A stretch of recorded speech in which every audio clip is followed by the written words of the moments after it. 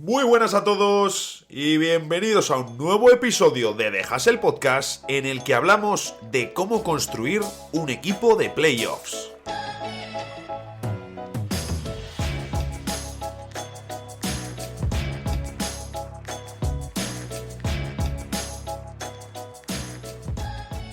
Decir que en la NBA necesitas al menos una estrella de primera línea para ganar el título es cierto, es algo de lo que ya hemos hablado aquí. Y decir que necesitas especialistas que sean estrellas en sus roles también es cierto. Sin eso no puedes ganar. Estoy grabando este episodio en martes, antes de irme de viaje. Nunca había grabado en martes el episodio del jueves. Y claro, hay al menos dos jornadas como mínimo, que no he visto de playoffs y de las que vosotros al menos sí sabéis el resultado. Ya digo, 2 jornadas como mínimo. Y viendo esta mañana el partido entre Denver y Phoenix, ese duro y decepcionante 2-0 en contra de mis Suns, pensaba, por supuesto, en ese 2 de 12 en triples de Kevin Durant, en la lesión de Chris Paul cuando Phoenix iba por delante en el tercer cuarto, aunque fuese por una diferencia muy ajustada. En una oportunidad perdida, a pesar de no haber jugado bien en ataque, otra vez, a pesar de tener, otra vez, un banquillo inservible y mal gestionado por parte de Monty Williams. Hay poco, sí, pero no se entiende cómo lo utiliza. Hemos pasado de Landry Shamet a Damian Lee jugando 25 minutos. Que alguien me lo explique. Ojalá en el próximo partido, si sigue jugando, me calle la boca. Pero también he pensado en otras cosas. Por cierto, estoy haciendo el episodio sensiblemente jodido de la alergia. Es época de playoffs, es también época de alergia. Y bueno, lo digo porque hoy es posible que sea el primer episodio del podcast en el que me vea obligado a hacer alguna parada para tirar de pañuelo, y sería la primera vez que editaría el audio de lo que es el programa en sí, así que veremos cuántas veces toca.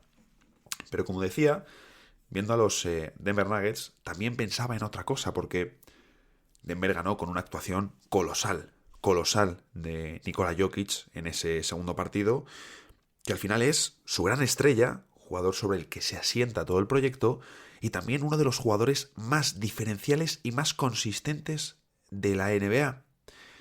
¿Qué ocurre? Sí, tuvieron esa actuación colosal de Jokic, pero también ganaron con actuaciones pobres, muy pobres, de Jamal Murray y de Michael Porter Jr., que al final son las referencias tras Nikola Jokic, sobre todo el canadiense hablando en territorio ofensivo. Phoenix es impensable que gane si 2 de sus 3 referencias ofensivas no funcionan. Claro que Denver lleva con el mismo entrenador desde 2015, por mucho que en ocasiones Michael Malone no guste, a mí el primero, y son, con el de 2023, 5 años seguidos disputando playoffs con el mismo núcleo y con el mismo proyecto. Bueno, pues ahí hemos tenido el primer parón, no ha pasado nada, han sido solo unos segundos, y seguimos, estamos hablando de Denver Nuggets. Vamos a tener, creo que, más de uno de estos parones así en medio del episodio, pero creo que es eso mejor a que me escuchéis aquí utilizando el pañuelo, que no creo que a nadie le interese. Entonces, ¿qué ocurre? Se nota esa continuidad de Denver Nuggets, incluso como Michael Malone, que durante la temporada, yo el primero, hemos criticado sus rotaciones, pues oye, parece que sí que ha encontrado el punto. También, por supuesto, con una profundidad mayor a la que tenía en otras ocasiones. Pero es que incluso, si miramos al banquillo, tenemos alguna sorpresa. No viene de este segundo partido contra Phoenix Suns, sino es algo que ya hemos ido viendo durante la temporada, como por ejemplo Malone ha ido apostando por un jugador muy desconocido para el gran público como es Christian Braun. Y ha hecho en él, o ha encontrado en él, un jugador muy útil, muy servible en playoffs, que de hecho, en el segundo partido, es el segundo jugador con más minutos solo por detrás de Bruce Brown, que es cierto que al final la rotación de Denver, si no tienen problemas ni de lesiones ni de faltas, se reduce de forma principal a 6 jugadores, los 5 titulares y, como digo, Bruce Brown. Hablando de, bueno, siguiendo un poco el hilo de lo que estábamos hablando, decía eso, ¿no? Que Phoenix es impensable que gane un partido si sus dos estrellas principales no rinden. Claro, Phoenix tiene mejor combinación en su dúo de primera y segunda espada con Kevin Durant y Devin Booker, si lo comparamos con los Denver Nuggets.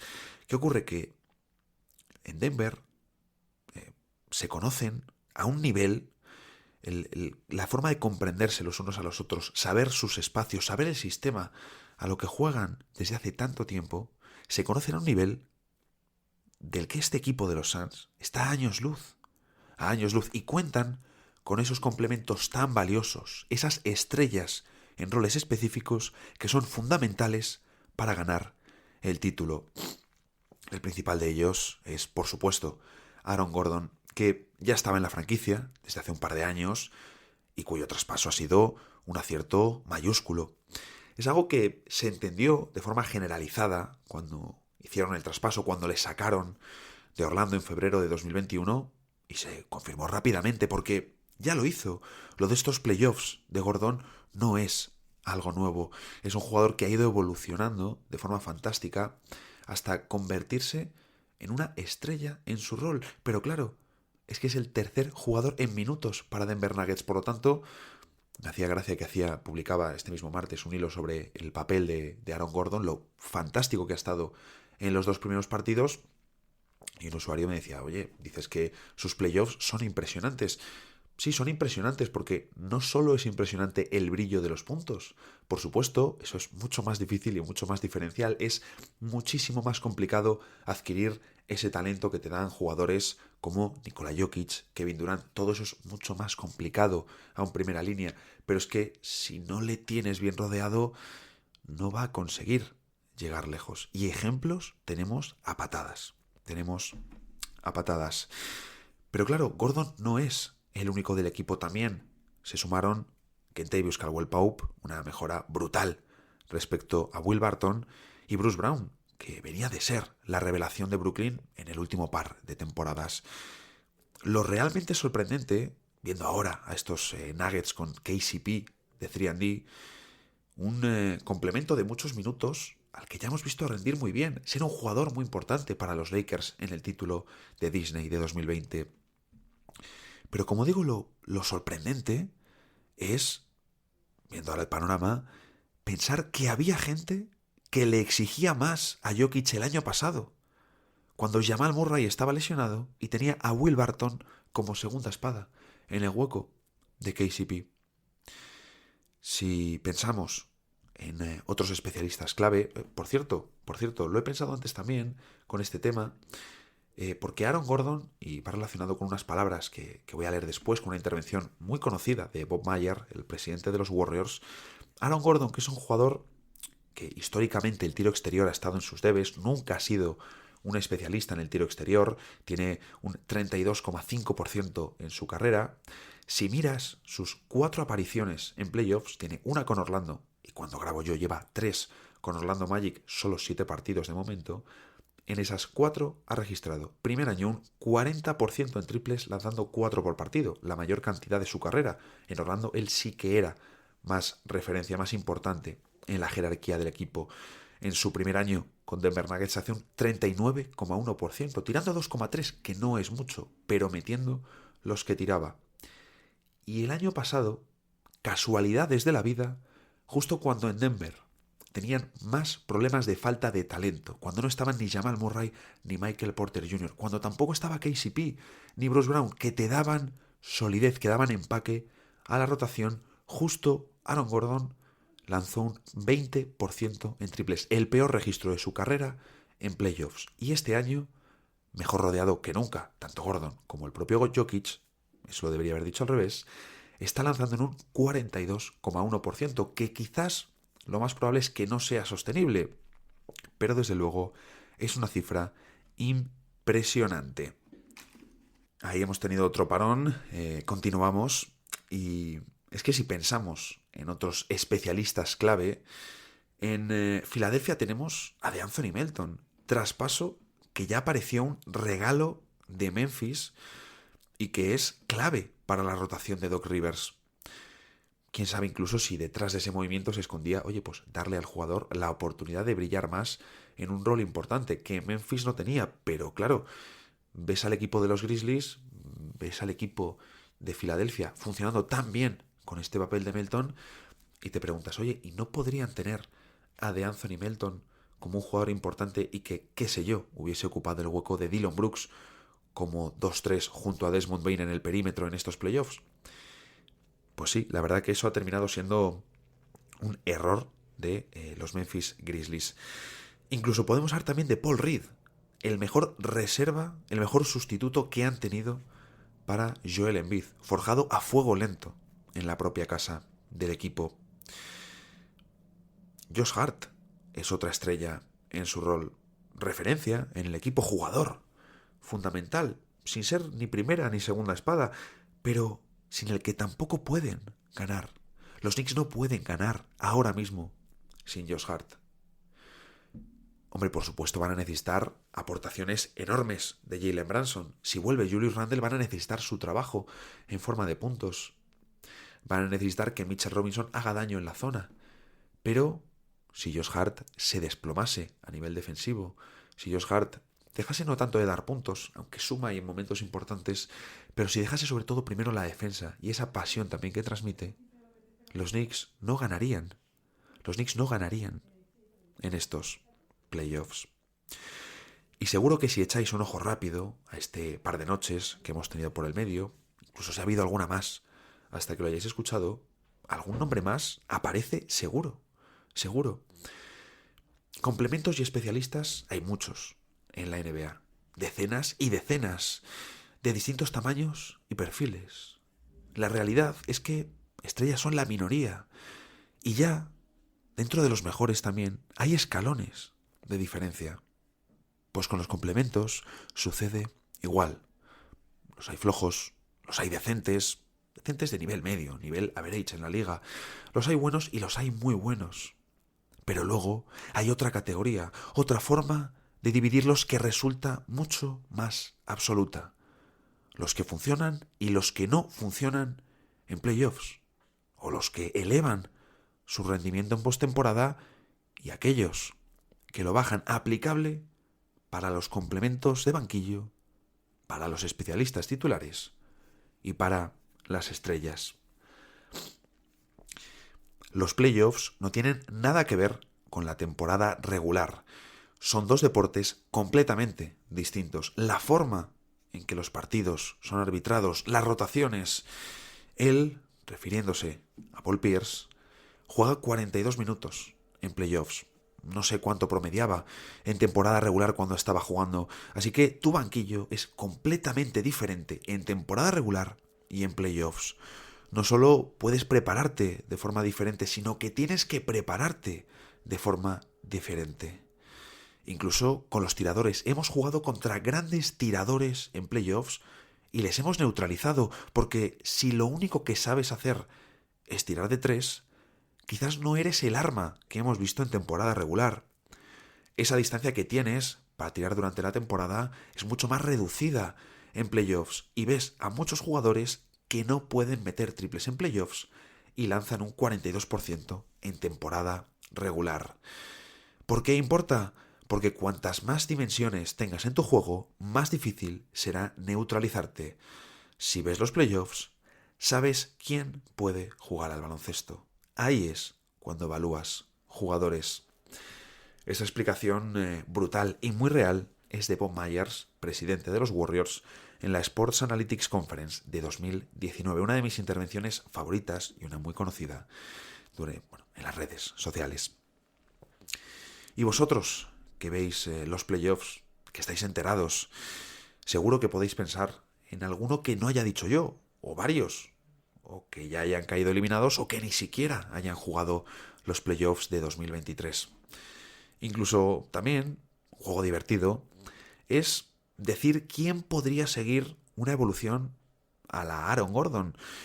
Esto es, pues, ser un jugador importante en la jerarquía de un mal equipo o simplemente tener un rol superior al que deberías, pero que en un rol más especializado, más contenido, puedas sumar mucho a un equipo candidato como una pieza importante, como una pieza de muchos minutos. Porque sí, en los playoffs de la NBA necesitas grandes estrellas, jugadores especiales que sepan aparecer en las noches más importantes del año. Pero ellos solos no van a ganar títulos. Pueden ganar partidos, pero no te van a llevar ellos solos al campeonato. Necesitas jugadores que les ayuden en cada partido, en cada posesión. Porque jamás ganarás en la NBA sin estrellas en roles de complementos importantes.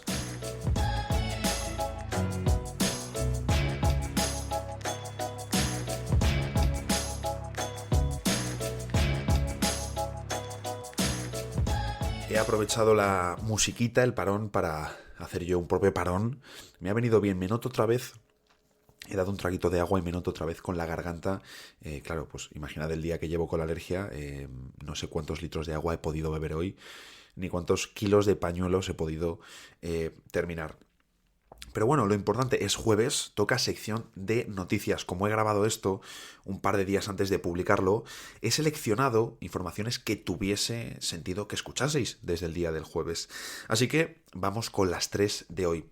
La primera de ellas no está relacionada con táctica NBA o con movimientos NBA, con traspasos NBA, pero las dos siguientes sí, y tienen más chicha. Pero aún así la primera me parecía muy, muy interesante. De hecho, bueno, tiene más chicha, es más relevante cuando hablamos de estabilidad y de salud de las ligas, del deporte a largo plazo, pero no es tal fichaje o tal. Pero bueno, es interesante. Un análisis de JP Morgan sobre la inflación que existe en los derechos de retransmisión de eventos deportivos. En Forbes han publicado un artículo con capturas y frases de este análisis que se centra en los deportes principales de Estados Unidos. En este mismo análisis pues vienen a contar que la inflación en los derechos es insostenible a largo plazo, algo que tiene todo el sentido con la enorme burbuja que existe. Algunos deportes, algunas ligas, como la NBA, todavía pueden conseguir acuerdos de mayor cantidad económica en las siguientes renovaciones, según apuntan. Pero, y aquí es donde viene la chicha, más allá de eso hay un problema de fondo.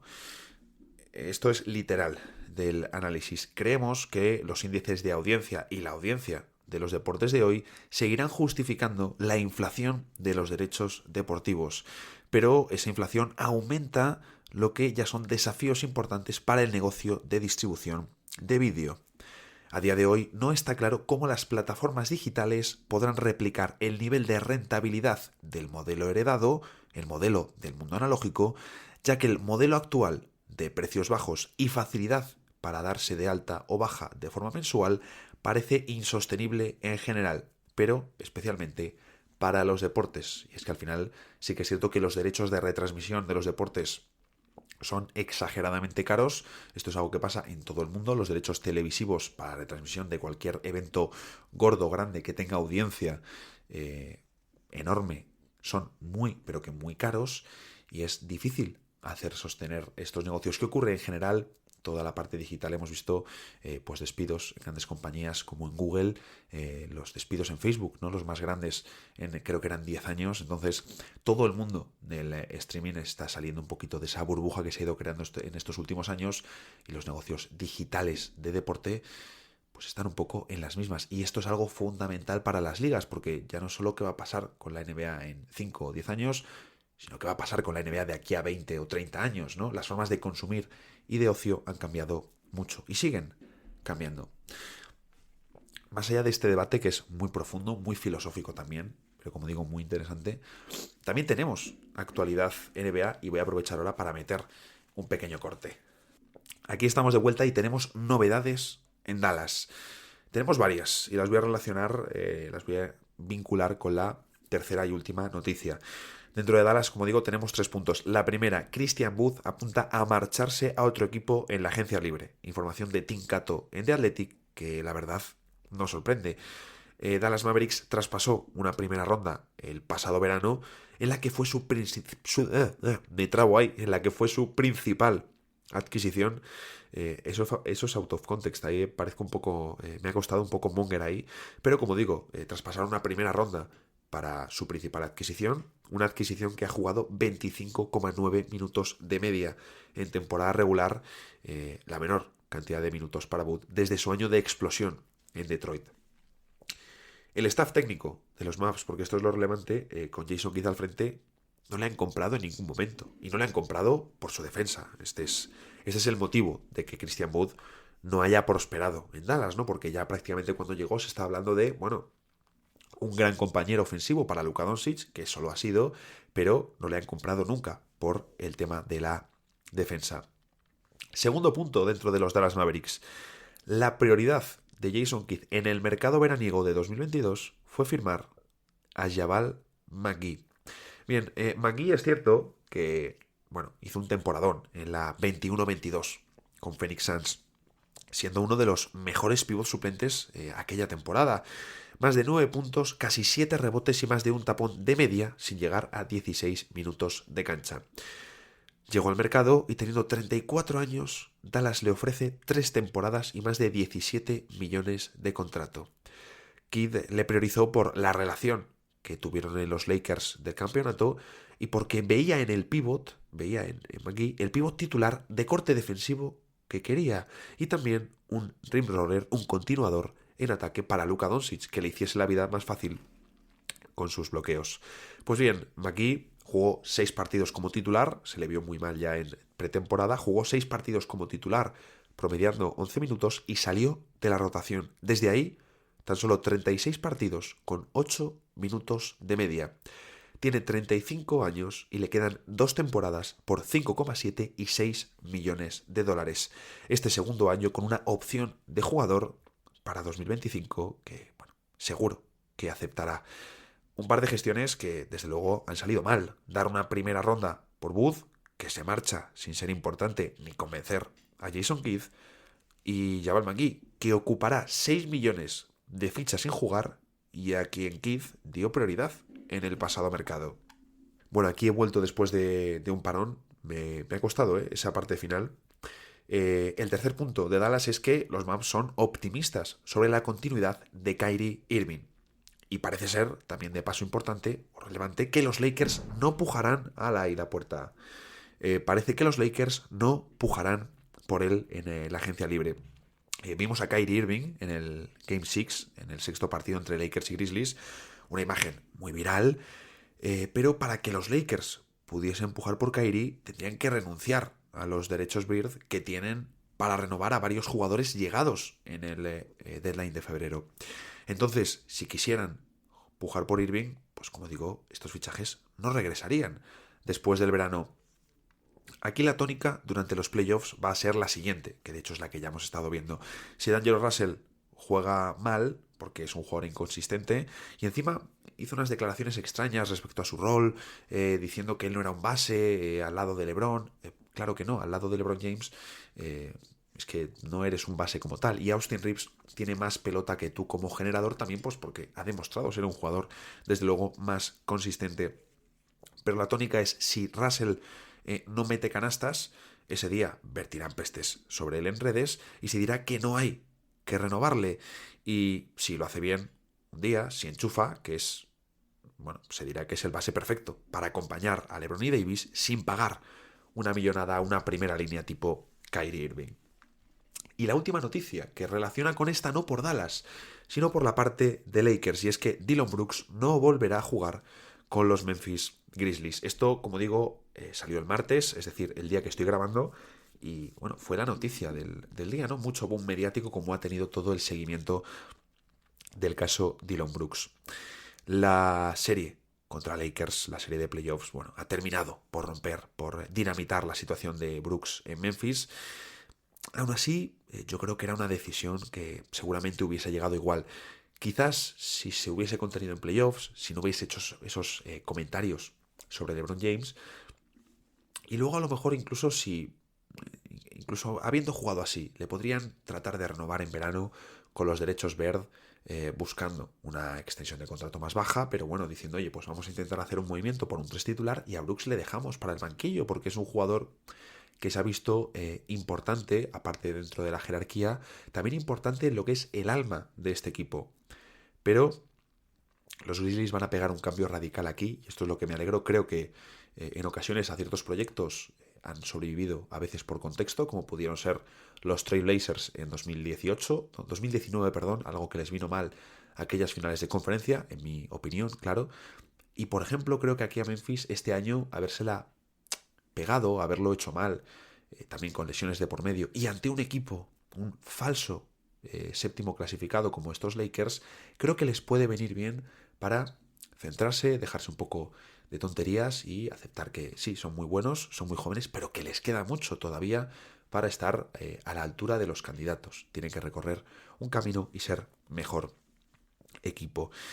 Los Grizzlies no tienen espacio, tienen todo el dinero comprometido, pero cuentan ya con una rotación profunda a la que solo le falta el alero titular. Ahí tendremos que ver si apuestan por varios traspasos o por dar continuidad y hacer solo un gran movimiento. Son sus dos vías, porque la realidad es que Memphis nunca ha sido un atractivo en la agencia libre, y ese sí que no debería ser el camino para reforzar el equipo. Y con esto llegamos al final del episodio. El documento de preguntas y respuestas ya debería estar compartido por Twitter, y si me escribís por Instagram, pues intentaré pasároslo, sobre todo estos días además que pues voy a estar de vacaciones, e imagino que lo miraré más, que tampoco lo miro mucho. Así que a disfrutar de los playoffs, y seguimos charlando por aquí el lunes, en el próximo episodio de The Hustle Podcast.